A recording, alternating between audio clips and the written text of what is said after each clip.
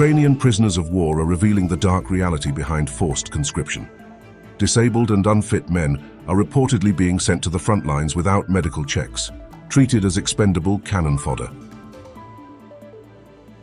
Aleksandr Protsenko, captured by the TCR, says he was conscripted despite a head injury and partial deafness, highlighting what he calls the inhumanity of Ukraine's mobilization system.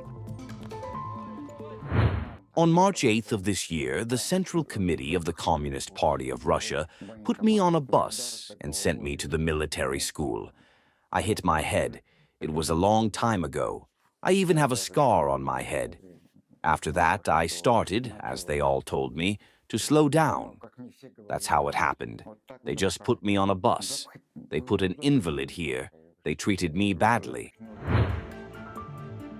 Protsenko describes being sent to military school against his will, where his disability was ignored and he was treated harshly. At the first opportunity, he surrendered and urged his comrades to do the same, saying survival may require abandoning the fight. When they brought us to Poltava, we ran away from the train. They stormed us. They attacked us. I surrendered. To be honest, I was glad that I surrendered, because I don't want to fight. It's not my fault that I'm like that, but our state thought that I was a servant. They kill us all and send us meat. The only option to survive is to surrender. Other POWs confirm a collapse in morale. Nikolai Stupko reported that half of his company deserted during training, and at least one soldier committed suicide. The testimonies indicate that Ukrainian troops face overwhelming pressure with little support or rotation. As I heard, about 84 or 86 people came back. Almost half of them, I think. They ran away. We had such a brigade. They were catching them. But they were not soldiers. They were not soldiers. They were all sick, unfit people. We had to take them. We were on the position. A mortar started to work very hard. They were hiding in the trench. They started to throw grenades into the trench. Then I heard that they offered to surrender. They gave us 10 minutes to think. They gave us time. We smoked a cigarette, put down our weapons. One of them took out a machine gun. We surrendered in 1 minute. Vladimir Yegorov, another POW, described chaotic frontline conditions. Mentally unstable soldiers, drug users, and recruits with criminal histories are reportedly filling gaps caused by mounting casualties.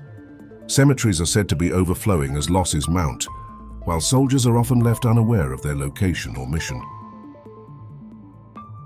Inside Ukraine's 41st Brigade, morale and discipline are reportedly collapsing.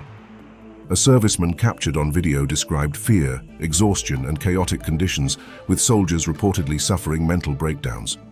Desertions are common, and replacements are scarce, leaving units dangerously understaffed. Hello, everyone, people of the 41st Brigade. I am a serviceman. I want to tell you about the state of affairs in our unit now. The main problem now is that the moral and psychological state of our unit is very, very low. Some guys have already, to put it bluntly, gone mad. There were incidents of attacks on our comrades. There were terrible incidents. There was cannibalism. He ran away. He ran to the hill. We have no one to replace us. Nothing. And how can you hold a gun with such people? I don't know. I'm still holding on, but I haven't slept for a few days. It's a terrible situation. Very terrible. The video also alleges extreme incidents, including attacks on comrades and cannibalism. The serviceman says reckless mobilization has forced mentally unstable individuals, drug users, and recruits with criminal records into frontline roles, creating a terrible situation where holding a gun is nearly impossible. POWs like Protsenko, Stupko, and Yegorov are sending a stark warning. Forced mobilization, staggering casualties, and chaotic units are creating a battlefield where survival may depend on surrender.